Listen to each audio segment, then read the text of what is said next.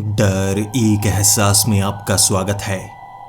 इस चैनल पर आपको सुनने को मिलती हैं डरावनी और सच्ची भूतिया कहानियाँ। अगर आपको ऐसी ही वीडियोस देखना पसंद है तो हमारे इस चैनल को सब्सक्राइब करना ना भूलें। तो अब बढ़ते हैं आज की कहानी की ओर।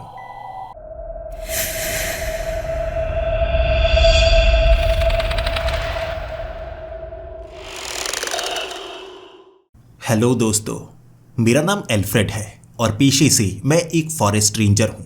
लेकिन अब मेरी ट्रांसफ़र हो चुकी है और मैं केंटकी के इन्हीं जंगलों में आ चुका हूँ। हेडक्वार्टर में फाइल जमा करवाने के बाद मैं उस जगह की तरफ बढ़ने लगा था जहाँ पर आगे का पूरा समय मुझे बिताना होगा। वॉच टावर, जहाँ से जंगल के दूर दूर के कोनों को देखा जा सकता है। लेकिन ये इतना बड़ा जंगल है जहाँ का कोना कोना इतनी आसानी से मैं देख नहीं सकता। जीप मेरे पास है और हर रात शायद मुझे घूमना होगा, देखना होगा यहाँ कैसे जानवर हैं, क्या लोग इन जंगलों में भटक तो नहीं जाते। मेरा काम है यहाँ पर जंगल में अगर कहीं पर भी आग लगी है तो सबसे पहले हेडक्वार्टर में ये जानकारी पहुँचाना, या अगर कोई यहाँ पर खो गया है उसे ढूंढने की कोशिश सबसे पहले शुरू करनी। मैं अपना काम बड़ी ईमानदारी से करता हूँ, लेकिन कुछ कलीग्स ऐसे थे जो मुझसे जलते थे, जो कामचोर थे। वो नहीं चाहते थे कि हर वक्त वो जंगल में रहे, इसीलिए हर बार मेरी शिकायत लगा दिया करते थे। मैं तो काम ईमानदारी से करता था, इसीलिए उनके बारे में बता दिया करता। फिर उन्हें डांट पड़ती, इसीलिए उन्होंने मिलकर सिफारिश के ज़रिए मेरी ट्रांसफ़र बहुत ज़्यादा दूर करवा दी। इतना बड़ा जंगल है जिसकी कई कहानियाँ सुनाई जाती हैं कि यहाँ पर हादसे बहुत ज़्यादा होते हैं और मुझे अब यहीं पर अपनी बाकी ज़िंदगी गुजारनी होगी, क्योंकि मुझे नहीं लगता यहाँ पर मेरा साथ कोई देने वाला है। यहाँ पर मैं अकेला उस वॉच टावर पर रहूँगा और मेरी शिकायत कौन करेगा। ऐसी जगह जहाँ पर कोई आना नहीं चाहता, जो आ जाए उसे वहाँ से जाने नहीं दिया जाता, तो बाकी की ज़िंदगी मुझे इसी वॉच टावर पर बितानी होगी। दिन का वक्त तो बार बार मैं वॉच टावर के ऊपर पहुंचकर दूर दूर तक देखकर गुजार चुका था। लेकिन जब रात हुई मुझे लगा आसपास थोड़ा राउंड भी लगाना होगा, या आसपास के इलाके की थोड़ी सफाई ही कर लेता हूं। अब वॉच टावर के नीचे भी इतनी ज़्यादा झाड़ियां होनी नहीं चाहिए, क्योंकि यहाँ पर मेरा आना जाना लगा ही रहेगा। वैसे एक बड़ा सा घर भी मुझे दिया गया है जो जंगल के बिल्कुल पास है।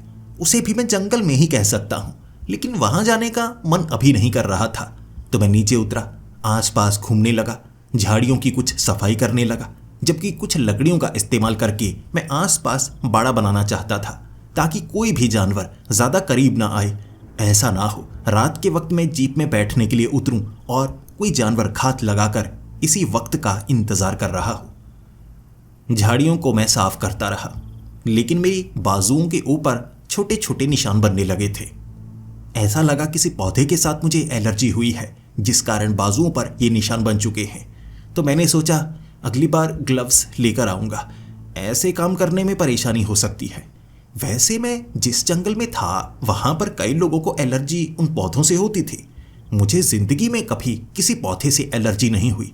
यहाँ ये कैसे पौधे हैं और किससे हुई है, किसी घास से या किसी पेड़ से, मैं समझ तो नहीं पाया। लेकिन उस काम को छोड़कर दोबारा मैं वॉच टावर के अंदर आ चुका था।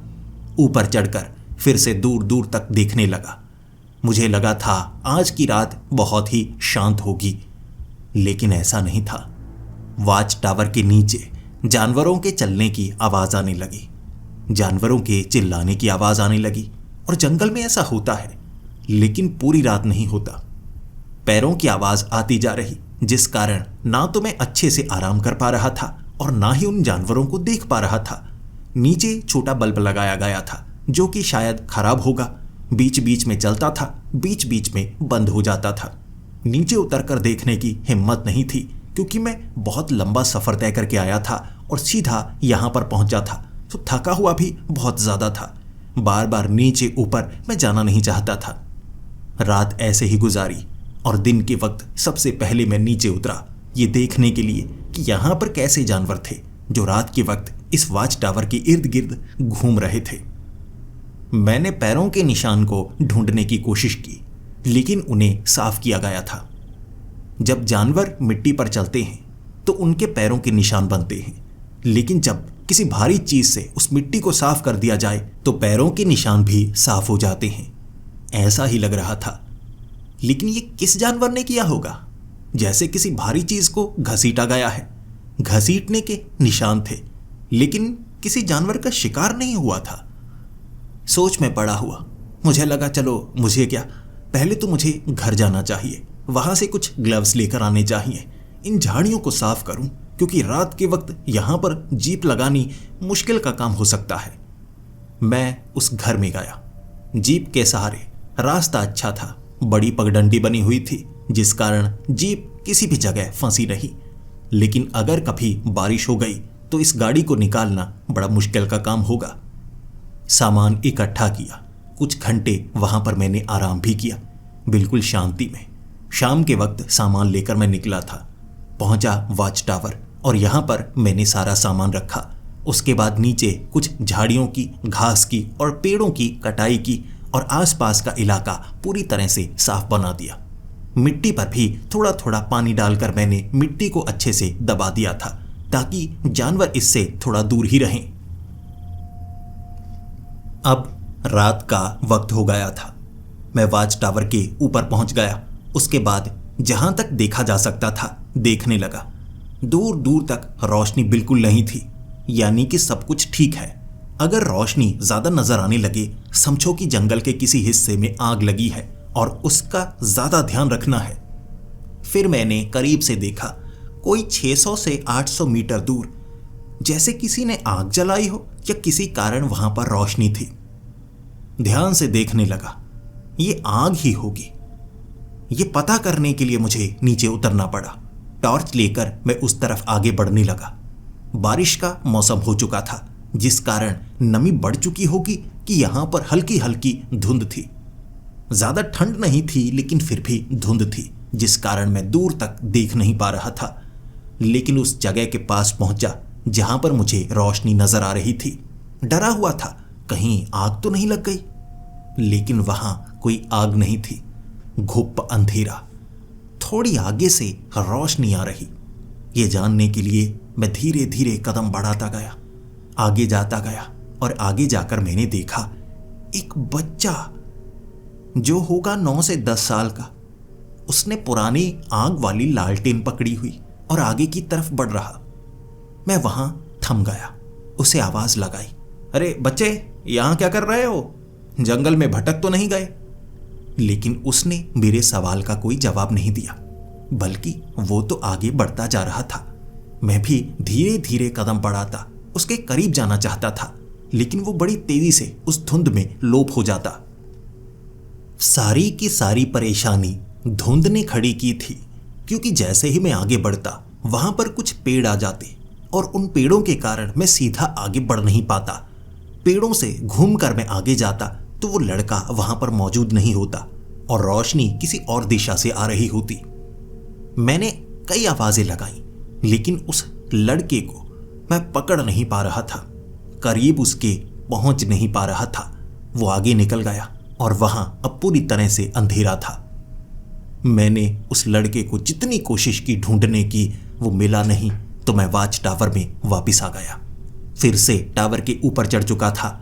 अब दूर दूर तक मुझे बिल्कुल भी रोशनी नजर नहीं आ रही थी, लेकिन मुझे ये जरूर लगा वो बच्चा ना भटक गया होगा, वरना इतने घने जंगल में कौन ऐसे घूमता है? आसपास कोई गांव नहीं है, ये जंगल के बिल्कुल बीच का हिस्सा है। अब क्या मुझे हेडक्वार्टर बात करनी चाहिए? मैंने हेडक्वार्टर बात की कि मुझे एक बच्चा नजर आया है जिसके हाथ में लालटेन है, और मुझे बताया गया कि यहाँ पर तो कोई बच्चा इस तरफ आया ही नहीं है, ना कोई रिपोर्ट लिखवाई गई है। मैंने कहा कोई बात नहीं, सुबह बात करते हैं। अगर सुबह कोई रिपोर्ट लिखवाने के लिए आया या आपको कोई जानकारी मिली तो सबसे पहले मुझे बताना। इतनी ही बात मैंने हेडक्वार्टर से की थी। फिर रात भर मैं इंतज़ार करता रहा और मुझे लगभग 3 बजे सिग्नल मिले। आसपास रेडियो वॉकी टॉकी से किसी ने मुझसे कांटेक्ट किया था। ये आवाज़ बच्चे की थी। और वो कह रहा था, यहाँ जानवर बहुत ज़्यादा हैं, कोई है? मेरी आवाज़ कोई सुन रहा है? पापा ने तो कहा था इससे काम बन जाएगा, लेकिन कोई मेरी आवाज़ सुन रहा है। मैंने उस बच्चे को जवाब दिया। शायद उस बच्चे के पास रिसीवर नहीं था, वो सिर्फ अपनी आवाज़ मुझ तक पहुंचा सकता था, लेकिन मेरी बात नहीं सुन सकता था। और उसने कहा कि वो कुछ समय से भटका हुआ है, अगर कोई उसकी आवाज़ सुन रहा है तो उसे ढूंढने की कोशिश करे। 2-3 दिन से वो भटक रहा है। ये बात सुनने के बाद हेडक्वार्टर फिर से मैंने बात की थी, पूछा था उनसे, क्या कोई बच्चा यहाँ पर खोया है? क्योंकि मुझे एक बच्चे की आवाज़ सुनाई दी है। उसने रेडियो से मुझसे बात करने की कोशिश की है और कहा है कि 2 दिन से वो भटका हुआ है और रास्ता ढूंढ रहा है। लेकिन हेडक्वार्टर से मुझे जानकारी मिली, वहाँ पर तो कोई बच्चा नहीं खोया है। उनके पास तो ऐसी कोई रिपोर्ट नहीं लिखवाई गई और पिछले कई महीनों से कोई बच्चा खोया ही नहीं। ये बात सुनने के बाद मुझे बड़ा अजीब लगा। ऐसा तो नहीं कि बच्चा खो गया है और उसके जो माँ बाप हैं उनके साथ कुछ न कुछ हो गया हो, जिस कारण किसी ने रिपोर्ट लिखवाई ही नहीं। तो मुझे खुद ही उस बच्चे को ढूंढने की कोशिश करनी चाहिए ना। लेकिन कुछ ही समय में दिन होने वाला था, तो मैंने दिन होने का इंतज़ार किया। 6 बजे जब रोशनी पूरी तरह से हो चुकी थी, मैं जीप लेकर जंगल में ढूंढने लगा, और ख़ास तौर पर उस जगह पर जहाँ पर मैंने उस बच्चे को देखा था। दिन के वक्त बिल्कुल धुंध नहीं थी, दूर दूर तक मैं देख सकता था, लेकिन मुझे वो बच्चा नहीं मिला। मैंने एक और कलीग को यहाँ पर बुलवा लिया था ताकि वो मेरी मदद करे, लेकिन हम बच्चे को ढूंढ नहीं पाए। पुलिस में जाकर मैंने कंप्लेंट की थी, लेकिन पुलिस के पास भी ऐसी कोई रिपोर्ट नहीं आई थी कि कोई बच्चा आसपास के किसी इलाके से खोया हो। दोबारा मैं वॉच टावर में आ चुका था, सोच में पड़ा हुआ। बच्चा तो था यहाँ पर, अब उसके बारे में कोई जानता ही नहीं। मैंने आवाज़ भी लगाई थी, बहरा था वो बच्चा जो मेरी बात का जवाब नहीं दे रहा था। चलो कोई बात नहीं, ढूंढने की कोशिश तो मैंने की है। जब मुझे कोई जानकारी मिलेगी उस पर एक्ट ज़रूर करूँगा। रात का वक्त था, मैं जंगल को अच्छे से देख रहा था। नीचे से फिर से जानवरों के चलने की आवाज़ें आने लगी। ऊपर से नीचे टॉर्च की रोशनी मैं मार नहीं पा रहा था, लेकिन नीचे बल्ब ज़रूर लगा दिया था। नीचे आकर मैंने बाहर झांका। बाहर कई जानवर थे जो इस वॉच टावर के करीब आकर लेटे हुए थे, और मैं हैरान था। कुछ जानवर ऐसे हैं जो इकट्ठे हो ही नहीं सकते। क्या आपने कभी ऐसा देखा है, एक जगह पर एक हिरण सोया हो, साथ में एक तेंदुआ सोया हो? शिकार और शिकारी इकट्ठे कभी नहीं होते। जब होते हैं तो शिकारी शिकार करता है। यहाँ पर ऐसा नहीं था। ऐसे कई जानवर इकट्ठे थे, भीड़ बनाकर लेटे हुए आराम कर रहे, जबकि पूरी तरह से अंधेरा भी नहीं था, रोशनी थी यहाँ पर। मैं बाहर निकल नहीं सकता था, या सच कहूँ मैं बाहर निकलना नहीं चाहता था। फिर से मैं वॉच टावर के ऊपर आ चुका था। ऊपर से मैं दूर दूर देखने लगा, थोड़ा आराम भी किया।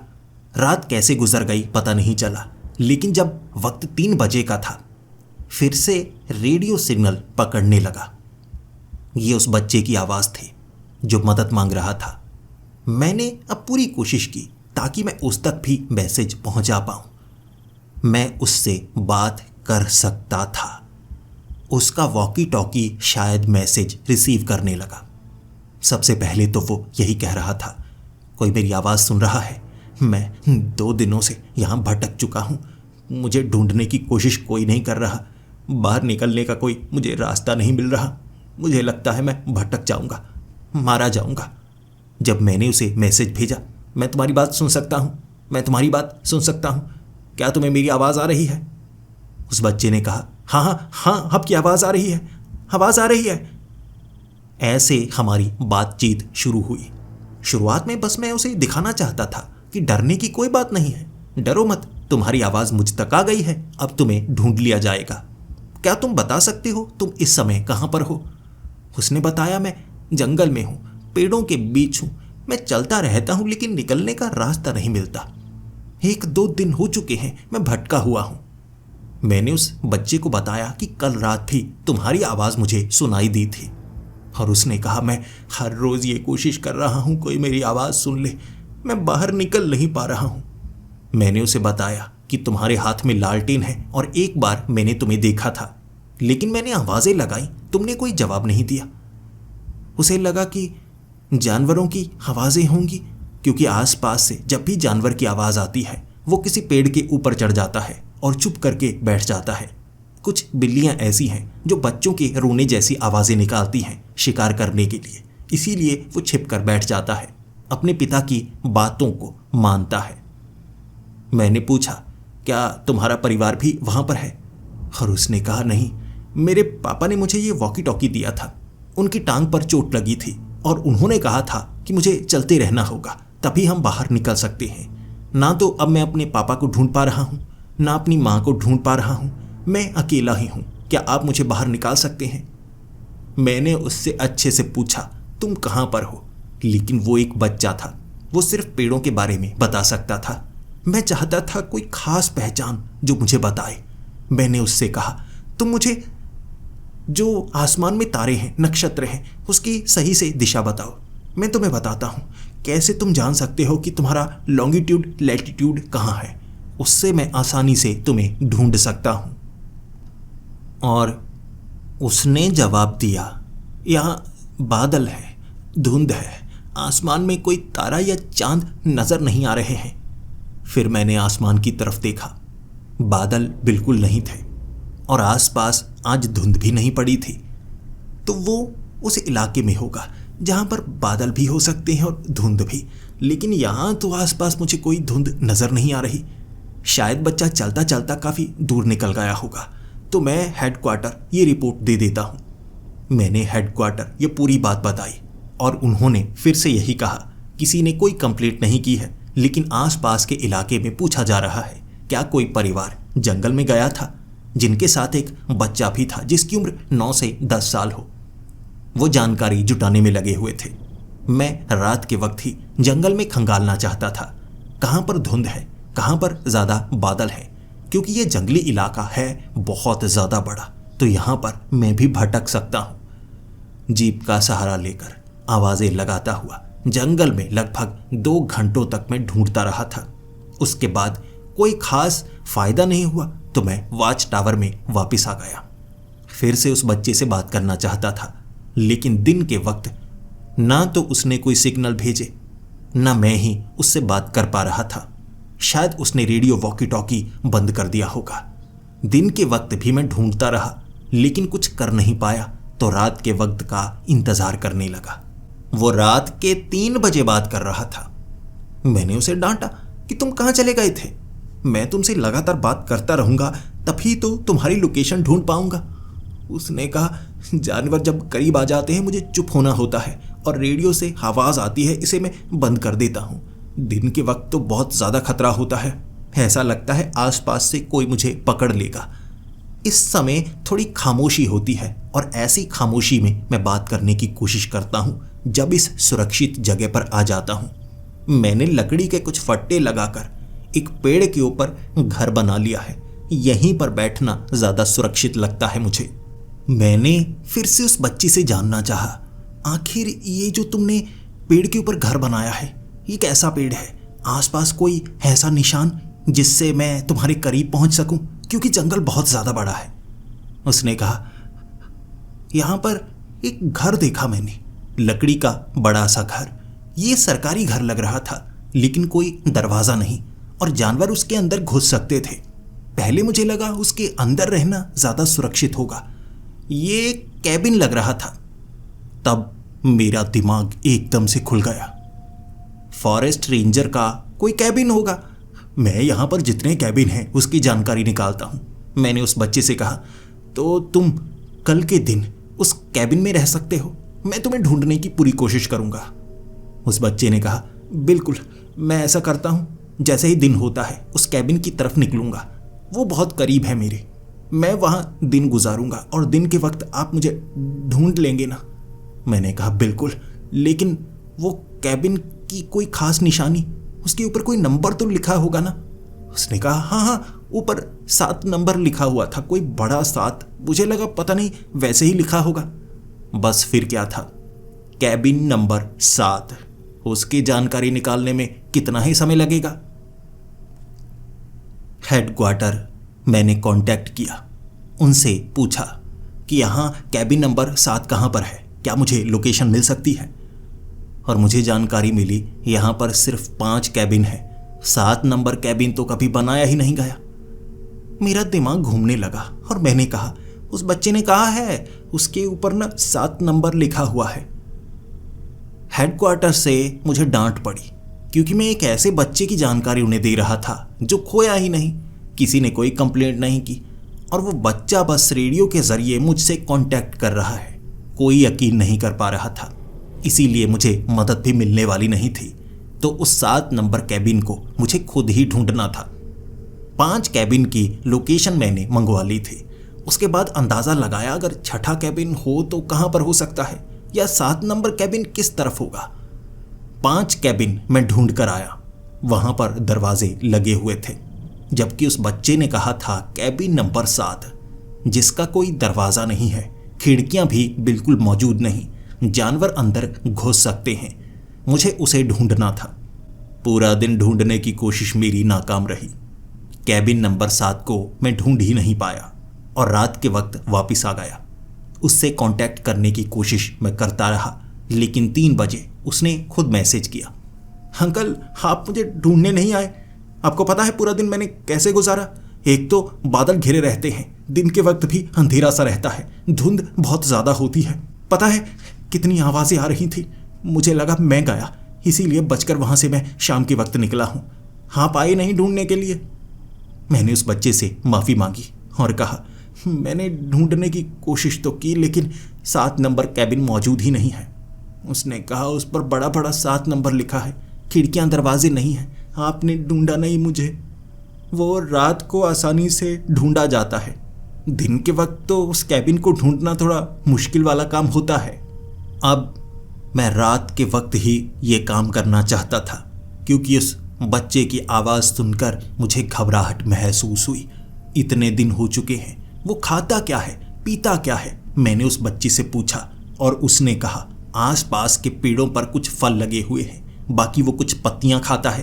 पानी के लिए आसपास एक छोटा सा तालाब भी है। ये उसे पहले बता देना चाहिए था। रात को मैं ढूंढने लगा, जितने तालाब हैं इस जंगल में उसके आसपास मैं राउंड लगाने लगा। कहीं पर जीप जा सकती थी, कहीं पर मुझे चलकर जाना पड़ता। आखिरकार मैंने उस कैबिन को ढूंढ लिया।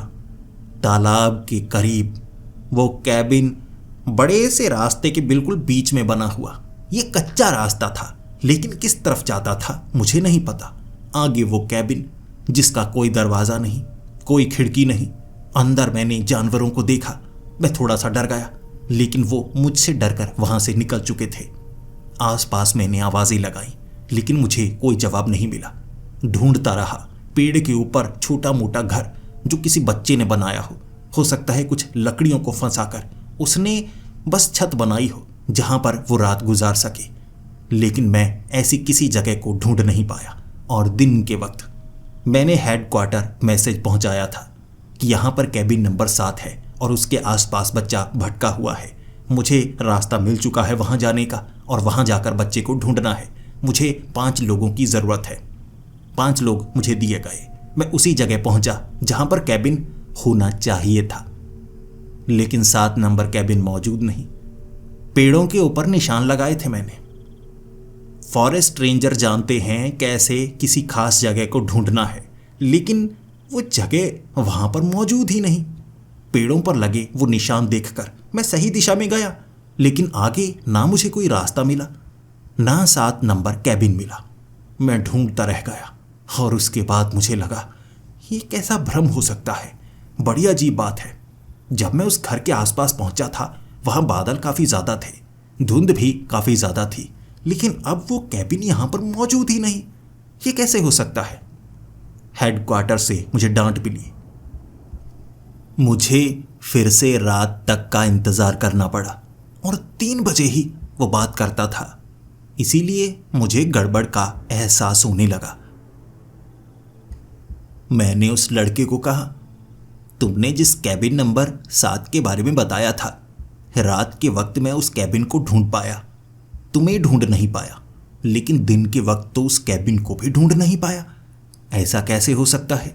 वो कैबिन वहीं पर होना चाहिए। मैं इसे कुछ समझ नहीं पा रहा। और उस लड़के ने कहा, पता नहीं, वो कैबिन हर बार न अलग अलग जगह पर पहुंच जाता है, इसीलिए तो मैं आपको कह रहा हूं, मैं अपने बारे में जब भी बताऊंगा आप मुझे आसानी से ढूंढ नहीं सकते। आपको लगातार मुझे ढूंढना होगा। और हमारा परिवार भी जब भटक गया था, हम उस कैबिन में थे।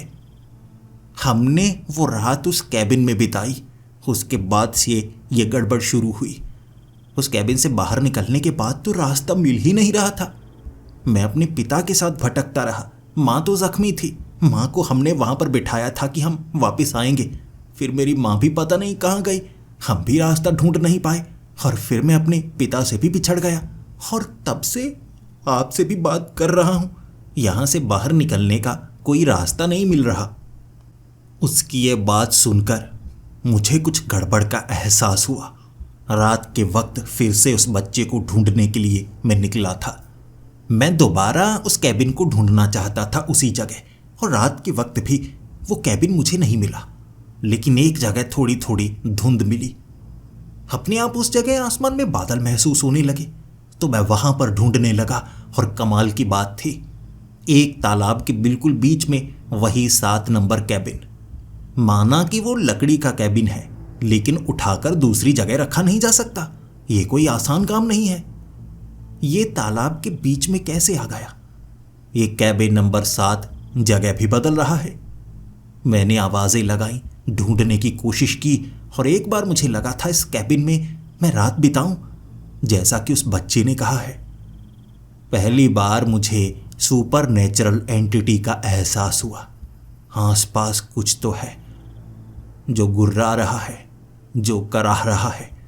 उस कैबिन नंबर 7 के अंदर से वो हल्की हल्की आवाज़ें काफ़ी थी मुझे डराने के लिए। मैं निकला वहाँ से, बच्चे को आसपास ढूंढा, और उतने में दिन हो गया। दोबारा मैं उस कैबिन के पास आना चाहता था, लेकिन अब उस कैबिन को दिन के वक्त ढूंढ नहीं पाया। वो तालाब ही वहाँ पर मौजूद नहीं। कमाल की बात थी, मैंने एक पेड़ पर एक झंडा लगाया था, उसके पीछे तालाब था रात के वक्त, लेकिन अब वो तालाब ही गायब हो गया। वो कैबिन नंबर 7 भी गायब हो गया। यहाँ चल क्या रहा है? मुझे लगता है कुछ बड़ी गड़बड़ चल रही है। तो इस कैबिन नंबर 7 की जानकारी ढूंढनी होगी मुझे हेडक्वार्टर जाना होगा। यहाँ पर कहते हैं जो ज़्यादातर आते हैं वो जल्द से जल्द निकलने की कोशिश करते हैं। यहाँ काम करना कोई पसंद नहीं करता। माना सिर्फ अकेले को ही काम करना पड़ता है, लेकिन इतनी दहशत किस चीज़ से है? कहीं ऐसी किसी घटना से तो नहीं? हेडक्वार्टर में यहाँ की फाइल्स निकाली मैंने। मेरे सीनियर मुझ पर शक कर रहे, तो मैंने उन्हें कहा ट्रांसफ़र कर दो मेरी। फिर ऐसा वो करना नहीं चाहते थे। और उन फाइल्स में मुझे जो जानकारी मिली बड़ी हैरान करने वाली थी। यहाँ पर पहले 7 कैबिन हुआ करते थे।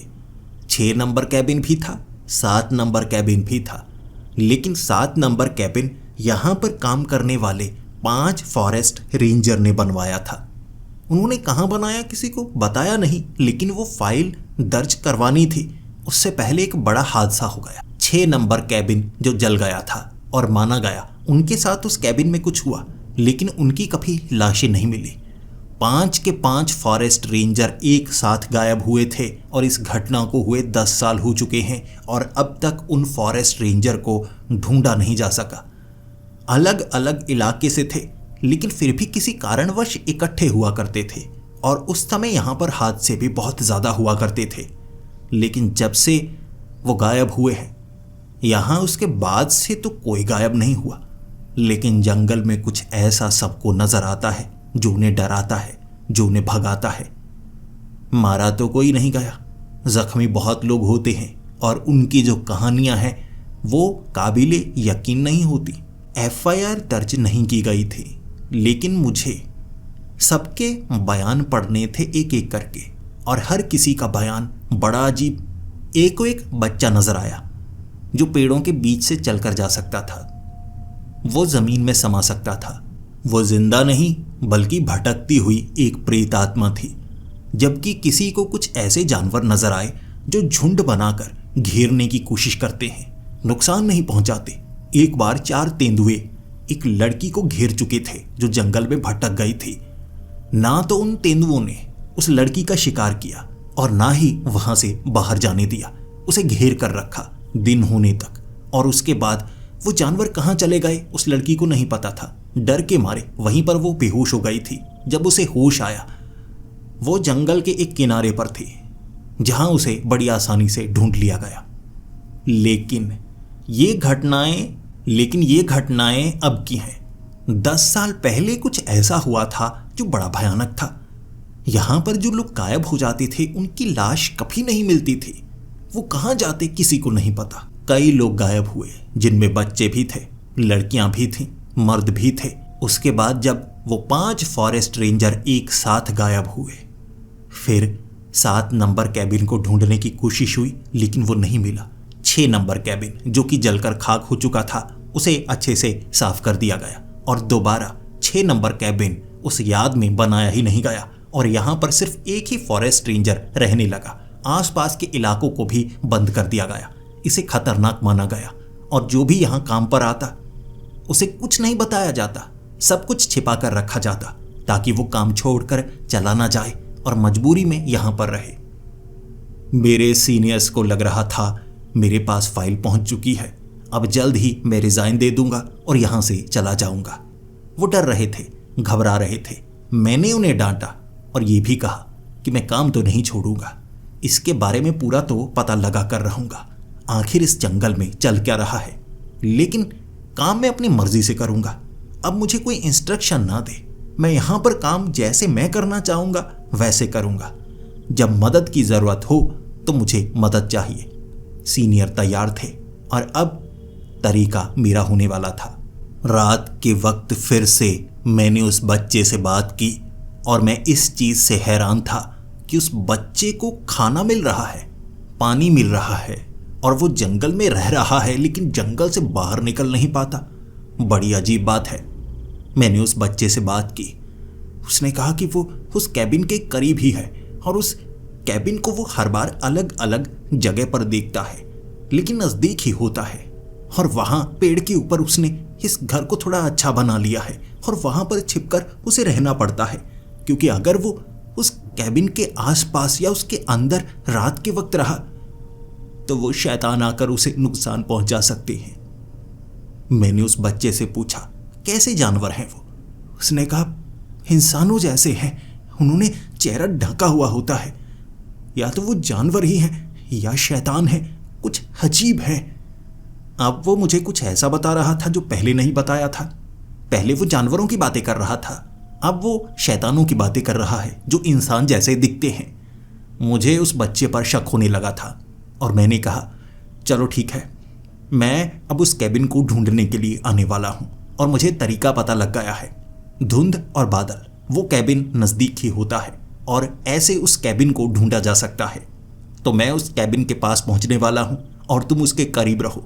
मैं आवाज लगाऊंगा, मेरी बात का जवाब जरूर देना। मैंने उसे मना लिया और मैं जंगल के उस हिस्से में गया जहां पर धुंध हो। ढूंढने में परेशानी हुई। वक्त बहुत कम था मेरे पास, क्योंकि 5:30 बजे तक तो थोड़ी थोड़ी रोशनी होने लगती और उसके बाद सब कुछ सामान्य हो जाता। ये सब कुछ अंधेरे में हो रहा था। 3 बजे से 5 बजे के बीच 1 घंटा लग गया मुझे धुंध ढूंढने में। उसके बाद धुंध के आसपास उस कैबिन को ढूंढने में कुछ समय लगा, लेकिन तालाब के बिल्कुल एक किनारे पर बना हुआ कैबिन नंबर 7 मुझे मिल चुका था। हर बार ये जगह बदल लेता है, हर बार वो तालाब अलग जगह पर पहुंच जाता है। कोई बड़ा रहस्य है इससे जुड़ा हुआ। लोग पहले गायब हुआ करते थे, बाद में गायब नहीं हुए। मुझे पूरा सच जानना था। मैंने उस बच्चे को आवाजें लगाना शुरू कर दिया। आसपास के पेड़ों के ऊपर मैं किसी छोटे मोटे लकड़ी के बनाए घर को ढूंढ रहा था, लेकिन वो बच्चा मुझे जवाब दे ही नहीं रहा था। समय निकलता जा रहा था। लगभग 4:30 हो चुके थे और मुझे लगा मुझे उस कैबिन के अंदर जाना होगा, देखना होगा अंदर क्या मौजूद है। और वो जो आवाजें आ रही थी वो किसकी थी? गुर्राने की आवाजें, कराहने की आवाज़ें, जैसे उसके अंदर कोई भयानक जानवर हो। लेकिन उस बच्चे ने बताया था कि उसके अंदर पहले कोई जानवर थे। फिर वो शैतानों की बात भी, वो बातों को घुमा रहा था। मैं जब उस कैबिन के अंदर जा रहा, ना खिड़कियां ना दरवाजे, सच में बड़ी असुरक्षित जगह थी। आसपास इतनी धुंध थी कि कुछ भी उस कैबिन के सिवा नजर नहीं आ रहा, और हल्की हल्की जो धुंध वो उस तालाब के पानी के ऊपर। ये बड़ा जादुई सा नजारा था। लेकिन चलकर जब मैं उस कैबिन के अंदर गया, मैंने उस कैबिन के पहले लकड़ी के हिस्से पर पैर रखा। उसके चरमराने की आवाज आई, जिससे यह एहसास हुआ कि ये मिट्टी के ऊपर टिकाया नहीं गया है, बल्कि हवा से थोड़ा सा ऊपर की तरफ उठा हुआ है। मैं और आगे गया। दीवारों पर सीलन थी, काफी ज्यादा सामान भी पड़ा हुआ था। एक पुरानी राइफल भी वहां पर मौजूद थी। एक तरफ गोलियों का डिब्बा भी मौजूद था। खाने पीने की कुछ पुरानी चीजें थी जो सड़ चुकी थी।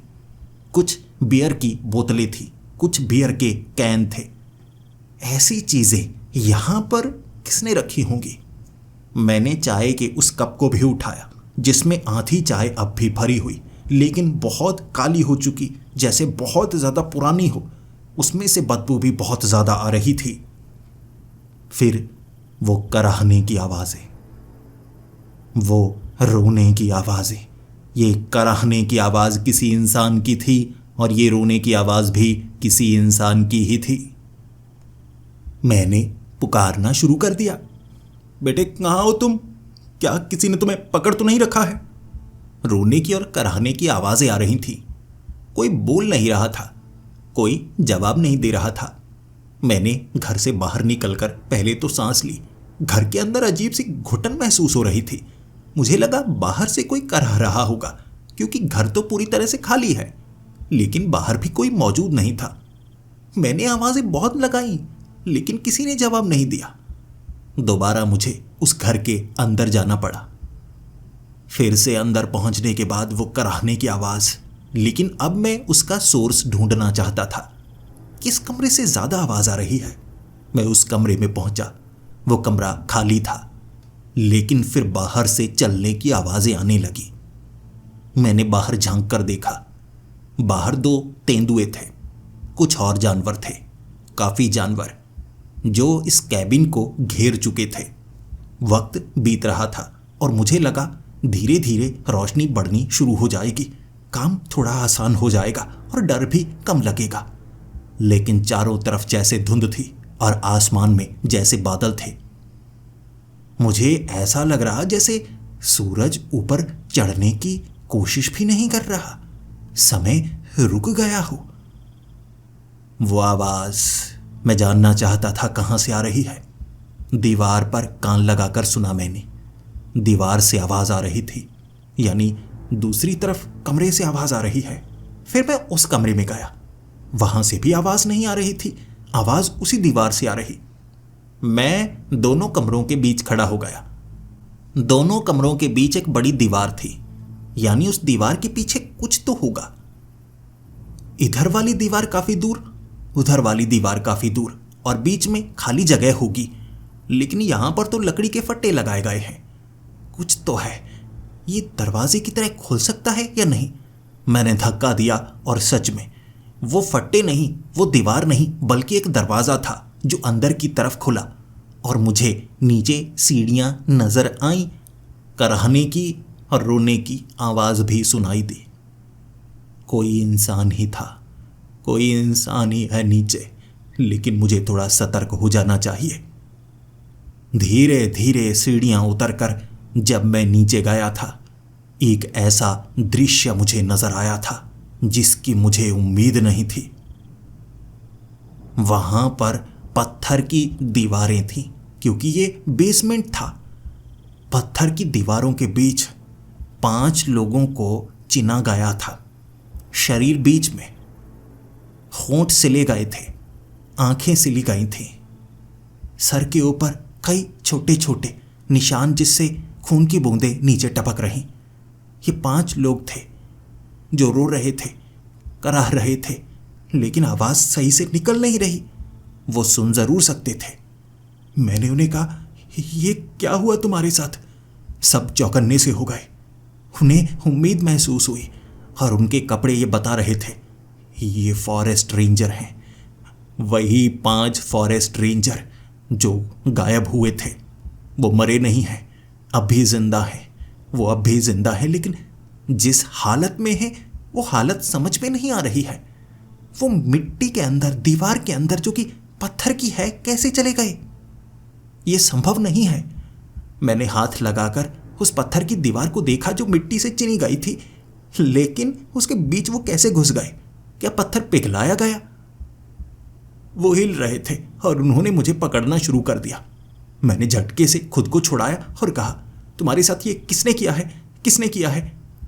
मैं पागल था जो उनसे सवाल पूछ रहा था जिनके होठों को सिला जा चुका था।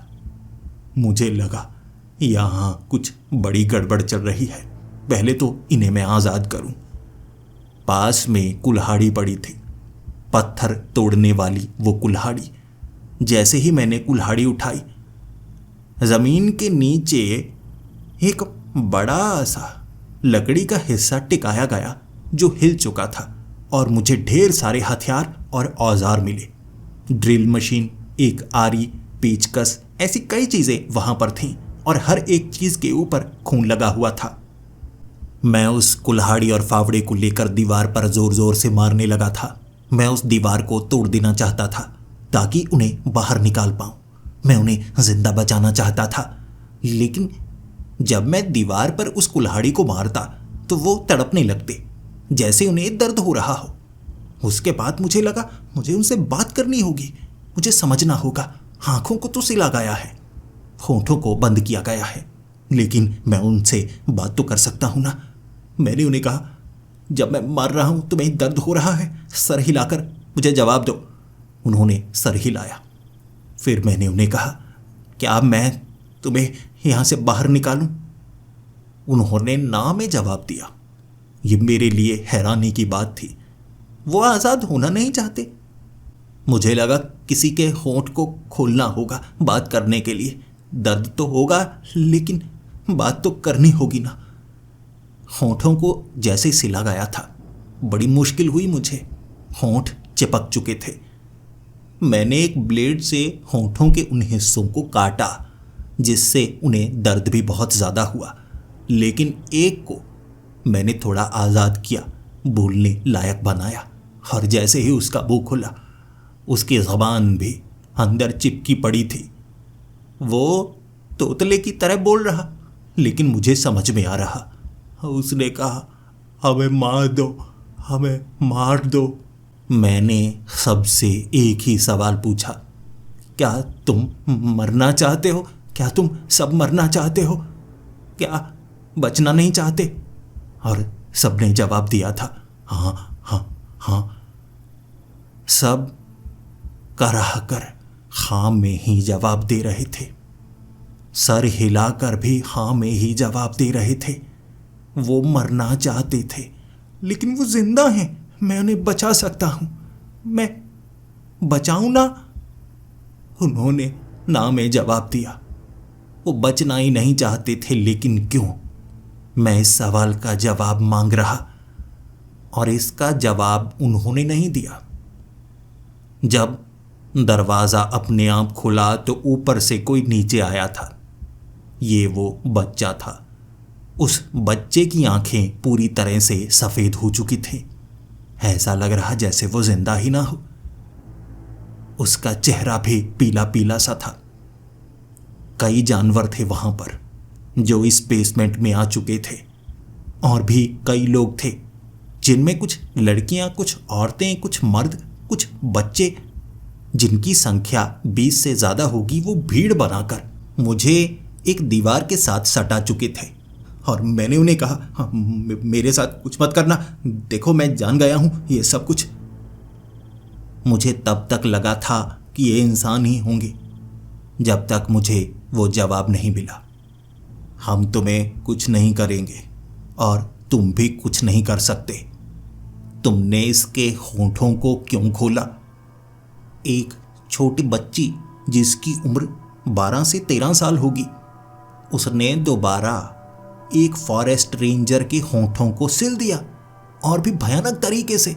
नाक के बीच में से सुई निकालकर, ये नायलॉन का धागा था, होंठों को ऐसे सिला कि वो दोबारा खुल ना पाए, और वो चीखता रहा। और मैंने कहा, कैसे वैशी हो तुम सब? यहाँ लोगों को कैसे कैद करके रखा है? क्या चाहते हो तुम? और उनमें से एक आदमी ने आगे बढ़कर मुझे जवाब दिया, हम कुछ नहीं चाहते, हम बस बदला चाहते हैं, हम बस न्याय चाहते हैं। हमें वो न्याय कोई नहीं दे सकता। तुम्हें जानना होगा आखिर इन्होंने क्या किया है, और फिर तुम बताना, क्या ये न्याय है? वो बच्चा भीड़ में से बाहर निकला जो मुझसे बात किया करता था। मुझे उसकी आवाज़ बड़ी आसानी से याद आ गई।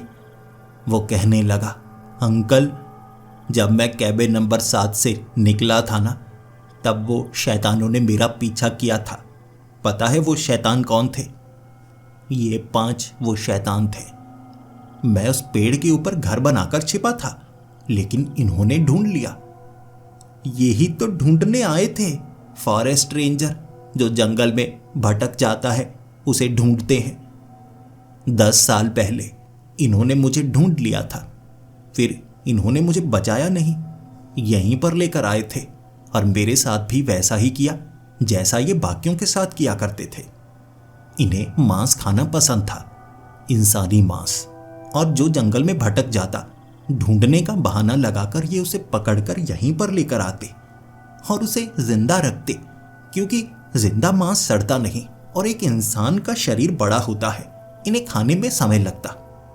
तो ये शरीर के अंगों को काटते और बचे हुए हिस्से को सिल देते ताकि इंसान जिंदा भी रहे। ऐसे इन्होंने यहाँ जितने लोग हैं ना, सबको खाया था।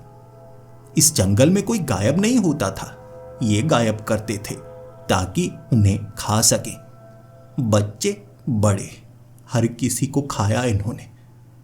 ये आदमखोर थे, इंसानी मांस खाना पसंद करते थे, लेकिन इस जंगल की ताकत ने हमें एक प्रेतात्मा की तरह जिंदा किया, और हमारा बदला आज तक जारी है। इनके शरीर यहीं कैद हैं, और इनका कैबिन नंबर 7, जिसे कोई ढूंढ नहीं सकता, इन्हें कोई आज़ाद नहीं कर सकता। ये हमारे कैदी हैं, और ये हमारा न्याय। ये अभी भी जिंदा हैं और उस दर्द को हर रात सहते हैं। इसीलिए इनके गायब होने के बाद जंगल में और कोई वैसी घटना नहीं हुई। क्या किसी को कभी शक नहीं हुआ कि ये वो काम तो नहीं करते थे? किसी ने माना ही नहीं क्या? मैं बार बार बताने की कोशिश तो करता था, लेकिन मुझसे सब डरकर भाग क्यों जाते थे? वो प्रेत आत्माओं की भीड़ के सामने मैं डटा हुआ, उनका वो राज जान चुका था। क्यों इस बच्चे की आवाज रात के वक्त ही सुनाई देती है, और क्यों मैं इस बच्चे को ढूंढ नहीं पाता हूं? क्यों ये कैबिन नंबर 7 कहां पर है, जो हर बार जगह बदल लेता है, मैं ढूंढ नहीं पाता हूं? सच जान चुका था, और उन्होंने मुझसे पूछा था, क्या ये न्याय है या बदला है? मुझे इसका जवाब मालूम नहीं था, लेकिन मैंने इतना कहा, ये राज राज ही रहेगा। मैं इसके बारे में किसी को नहीं बताऊंगा। जिसने जैसा किया है उसे उसकी सजा जरूर मिलनी चाहिए। उन्होंने मुझे नुकसान नहीं पहुंचाया था, बल्कि खुद कैबिन से बाहर लेकर गए थे। उनमें से कुछ जानवर भी थे। वो जानवरों से बात कर सकते थे, उन्हें समझा सकते थे। तभी यहाँ के जानवर बड़े अजीब थे, जो हमला नहीं करते थे, जो इकट्ठे रह पाते थे। हर एक बात मेरे दिमाग में समझ आ रही थी। मुझे वहां से बाहर जाने के लिए कहा गया, और धुंध को पार करते ही मैं दिन के उजाले में पहुंच जाऊंगा, और ये रहस्यमय जगह यहां से गायब हो जाएगी और फिर से एक नई जगह पर पहुंच जाएगी। मैंने ऐसा ही किया। धुंध से बाहर निकलते ही बादल गायब हो चुके थे और दिन की रोशनी मेरे चेहरे पर टकराने लगी थी। सूरज काफी ऊपर तक चढ़ चुका था, लेकिन उस जगह, वो रहस्यमय जगह, अब भी अंधेरा ही होगा। मैं अपने वॉच टावर पर वापस आ चुका था, इस बड़े राज के साथ, और हेडक्वार्टर पे मैंने यही रिपोर्ट दर्ज की।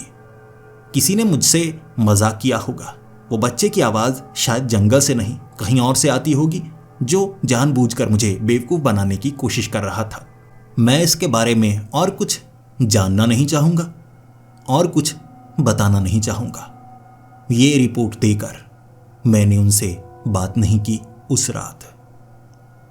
कई साल हो चुके हैं, आज भी मैं वहीं पर काम करता हूं और सब हैरान हैं। आखिर मैं ऐसी जगह काम कैसे कर पाता हूं जहां पर बहुत से रहस्य हैं और लोगों को भूत प्रेत और अजीब जानवर नजर आते हैं, वो डर जाते हैं। क्या मुझे डर नहीं लगता? मैं उन्हें बस इतना ही कहता हूं, नहीं, जब हमें सच पता हो तो डर नहीं लगता।